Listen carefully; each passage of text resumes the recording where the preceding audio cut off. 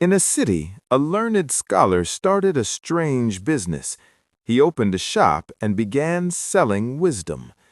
A rich man's son saw a board on the shop that said, "Wisdom is sold here." Curious, he asked the scholar about it.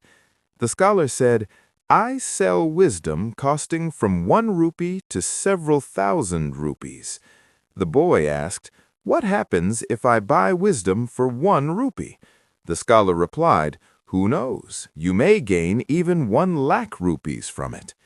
The rich man's son gave 1 rupee and bought a piece of wisdom. On the paper it was written, "Do not get involved in a fight between two powerful people." The boy went home and told his father about it. The rich man became angry and said, "That cheat fooled you. He took your rupee and gave you a useless piece of paper. Go back, throw it on his face, and bring your rupee back."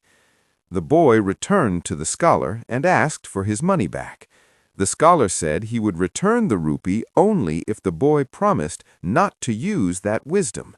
The boy agreed, and the scholar returned the rupee.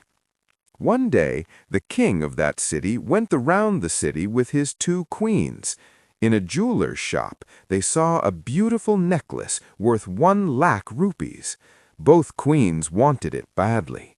After returning to the palace, each queen sent her maid with money to buy the necklace. Both maids reached the shop at the same time and asked for the necklace. The jeweler said, "There is only one necklace. I can sell it to only one person." "I asked first," said one maid. "No, I asked first," said the other. They started arguing. The rich man's son was standing there and enjoyed watching their quarrel. The jeweler said, "Settle your argument first, then buy the necklace." Both maids went back and complained to their queens. The queens complained to the king. The king asked, "Is there any witness to decide who came first?"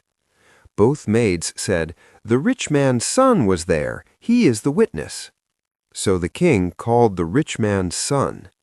The boy became frightened. This was a quarrel between powerful people. If he supported one side, the other side would become his enemy. He went to his father for advice. But the problem was he had promised not to use the 1 rupee wisdom, which said not to get involved in fights between powerful people. The father said, "There is no choice. Go to the wisdom merchant and buy wisdom that can save you from this trouble." The boy went to the scholar and explained everything. The scholar said, "For temporary safety, I can sell wisdom for 500 rupees. But for a permanent solution, the wisdom costs 2,000 rupees and 1 lakh rupees to put it into action." The boy consulted his father and returned, saying, "Give me the 500 rupee wisdom, that is enough."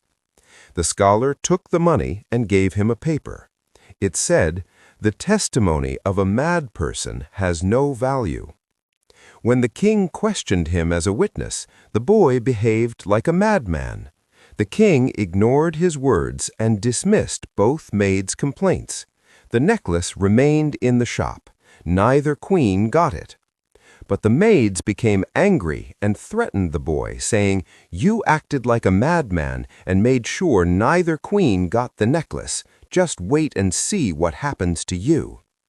Now the boy was in danger from both queens.